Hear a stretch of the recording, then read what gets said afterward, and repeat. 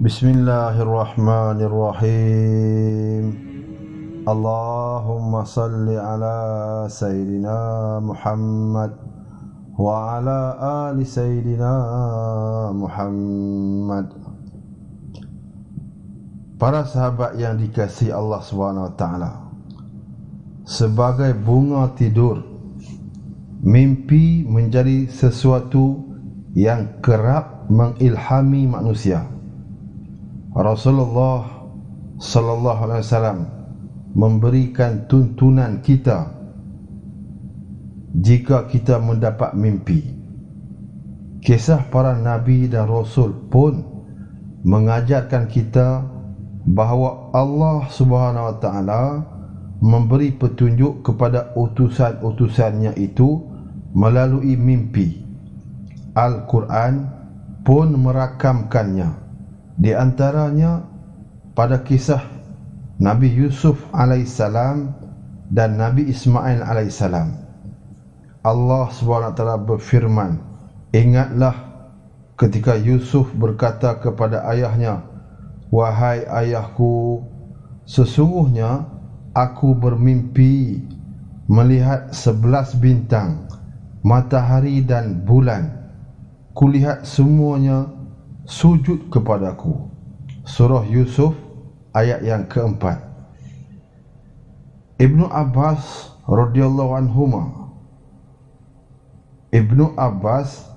radhiyallahu anhuma dalam tafsir Ibnu Katsir menjelaskan Nabi Yusuf alaihissalam mendapatkan mimpi yang ditafsirkan oleh ayahnya baginda Yakub alaihissalam. 11 bintang itu adalah saudara-saudara baginda Yusuf alaihissalam, sedangkan matahari dan bulan adalah kedua orang tuanya. Baginda Yakub bin Ishaq bin Ibrahim alaihissalam merasakan dari mimpi anaknya ini tersirat hal yang penting. Menurut Said Qutbi, baginda Yakub alaihissalam merasakan dalam hatinya urusan ini berada di lembah agama, kemaslahatan dan maghfirah, yakni pengetahuan. Hal ini berdasarkan hukum yang berkaitan dengan suasana kenabian dalam hidupnya. Dari apa yang diketahuinya, datuknya baginda Nabi Ibrahim alaihissalam telah diberi keberkahan oleh Allah, demikian keluarganya yang beriman. Maka baginda Yakub alaihissalam berharap baginda Yusuf alaihissalam yang memiliki keistimewaan berupa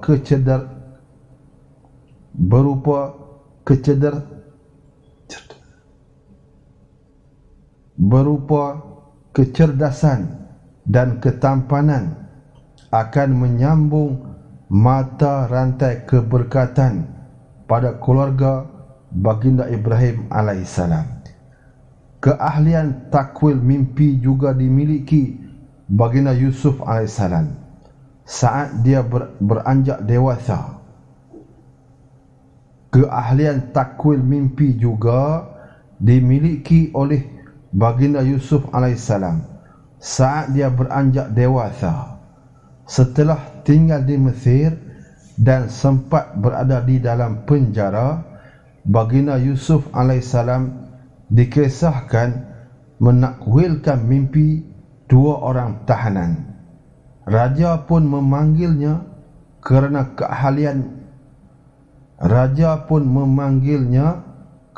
keahliannya itu.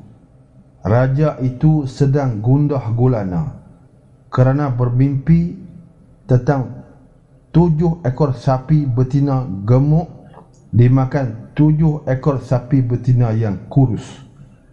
Keanehan lainnya, terdapat 7 biji gandum yang hijau dan 7 biji lainnya yang kering dalam mimpi itu. Tidak ada satu pun penasihatnya yang boleh dengan tepat menafsirkan mimpi tersebut. Setelah mendengar berita tentang keahlian baginda Yusuf alaihissalam, si raja itu mendengarkan takwil dari Nabi yang mulia tersebut. Baginda Yusuf alaihissalam berkata, supaya kamu bertanam 7 tahun lamanya sebagaimana biasa, maka apa yang kamu tuai hendaklah kamu biarkan disimpannya kecuali sedikit untuk kamu makan. Kemudian sesudah itu akan datang 7 tahun yang amat sulit, yang menghabiskan apa yang kamu simpan untuk menghadapinya, yakni tahun-tahun yang sulit itu, kecuali sedikit dari simpanan gandum itu yang kamu simpan. Surah Yusuf ayat 47 hingga 48. Al-Quran juga menceritakan tentang mimpi baginda Nabi Ibrahim alaihissalam sesudah mendapat perintah dari Allah Subhanahu wa taala untuk menyembelih putranya baginda Ismail alaihissalam. Allah Subhanahu wa taala berfirman, sesungguhnya aku bermimpi bahawa aku menyembelihmu, maka fikirkanlah bagaimana pendapatmu. Surah Asy-Syaff ayat 102. Demikianlah si ayah yang amat cinta kepada anaknya tetapi diberikan ujian untuk menyembelih putra semata wayang itu, sadar bahawa mimpinya adalah wahyu. Baginda Nabi Ibrahim alaihissalam berkomunikasi kepada baginda Ismail alaihissalam. Alih-alih mendapat penolakan, baginda Ismail alaihissalam justru mengeluarkan kata-kata yang bijak. Hai bapakku, kerjakanlah apa yang diperintahkan kepadamu, insya-Allah kamu akan mendapatiku termasuk orang-orang yang sabar. Surah As-Saff ayat 102. Kesabaran ayah dan anak dalam menghadapi ujian ini membuat Allah SWT mengganjari mereka dengan memberi pengganti kibas sebagai korban. Ritual ini diwariskan selama ribuan tahun dan masih dilakukan kaum muslimin hingga kini. Rasulullah SAW menuntun umatnya mengenai adab berbagai hal, termasuklah saat bermimpi. Ketika bermimpi, seseorang akan terbawa ke alam ghaib.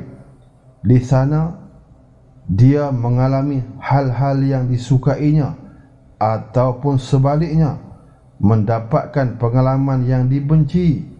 Oleh kerana itu, Rasulullah SAW memberi tuntunan jika kita mendapat kedua jenis mimpi tersebut. Jika mengalami mimpi baik, sesungguhnya itu dari Allah Subhanahu wa taala. Sebaliknya, jika dia mengalami mimpi yang buruk, sesungguhnya itu datang daripada syaitan. Bersyukurlah jika kita diperlihatkan mimpi yang baik. Mimpi yang baik disebutkan Rasulullah SAW dengan istilah mubasyirat. Tidak hanya itu, Nabi sallallahu alaihi wasallam bahkan bersabda, mimpi seorang mukmin adalah salah satu dari 46 bahagian kenabian. Hadis riwayat Bukhari, Muslim, Abu Daud dan Ahmad. Salah satu bahagian mimpi baik yang patut disyukuri adalah bertemu dengan baginda Rasulullah sallallahu alaihi wasallam. Rasulullah sallallahu alaihi wasallam sendiri menjelaskan mimpi bertemu dengan baginda bukan berasal dari syaitan. Barang siapa yang melihatku dalam mimpi, sesungguhnya ia telah melihatku, kerana sesungguhnya syaitan tidak menampakkan dirinya menyerupaiku. Hadis riwayat Al-Tirmidzi, Ahmad dan Ibnu Majah. Selain mimpi baik, manusia juga sering mendapatkan mimpi buruk. Mengenai ini, Rasulullah SAW memberi petunjuk jika syaitan sengaja mendatangi seseorang di antara manusia untuk menakut-nakutinya dengan sesuatu yang menyeramkan, orang itu pun pergi untuk memberitahu orang-orang. Tidak menghairankan jika Rasulullah SAW bersabda, jangan memberitahu orang-orang tentang tindakan syaitan yang mempermainkanmu dalam mimpimu. Hadis riwayat Muslim dan Ibnu Majah. Saat bermimpi buruk, Rasulullah SAW pun mengajarkan kepada kita untuk meludah ke samping kiri sebanyak 3 kali. Jika seseorang dari kalian bermimpi yang tidak disukainya, hendaklah ia meludah ke samping kirinya 3 kali dan memohon perlindungan kepada Allah dari syaitan 3 kali, serta mengalihkan badannya dari posisi semula. Hadis riwayat Muslim, Abu Daud, Ibnu Majah dan Ahmad. Keterangannya ialah, bila kita bermimpi buruk, maka sebagaimana yang disabdakan oleh baginda Nabi SAW ini, mengikuti penjelasan para ulama, kita berbuat isyarat ludah di sebelah kiri sebanyak 3 kali dan kita membaca a'udzubillahi minasyaitonirrajim sebanyak 3 kali. Sekiranya mimpi ini berterusan, maka kita alihlah tempat tidur kita itu ke bahagian lain daripada tempat asalnya tadi. Wallahu a'lam. Demikianlah para sahabatku sekalian, adab bila mana kita mengalami mimpi, sama ada mimpi yang baik ataupun mimpi yang buruk. Bila kita bermimpi dengan mimpi yang baik, mengikut para orang alim ulama, sebaik-baiknya kita bangun daripada tidur itu, berwudu dan solat hajat, memohon kepada Allah SWT agar mimpi itu dijadikan kenyataan. Dan bila mana mimpi kita itu buruk, maka sebagaimana yang disebutkan tadi, kita melakukan isyarat ludah ke sebelah kiri sebanyak 3 kali dan membaca a'udzubillahi minasyaitonirrajim sebanyak 3 kali juga. Sekiranya mimpi itu berterusan, maka alihlah sedikit tempat tidur kita daripada asal tadi kepada tempat lain. Semoga Allah Ta'ala memberi kita taufik dan hidayat untuk sama-sama kita beramal dengan apa yang telah diwasiatkan oleh baginda Nabi SAW ini. Sehingga bertemu lagi para sahabatku sekalian di perkongsian-perkongsian yang berikutnya. Apa yang tersalah tersilap mohon diampunkan, dimaafkan. Apa manfaat yang ada kebaikannya, sama-sama kita berniat untuk beramal dan juga kita sampaikan kepada semua rakan taulan sahabat handai kita yang lain, insya-Allah. Salam hormat, salam kasih sayang, salam umat Nabi sallallahu alaihi wasallam. Assalamualaikum.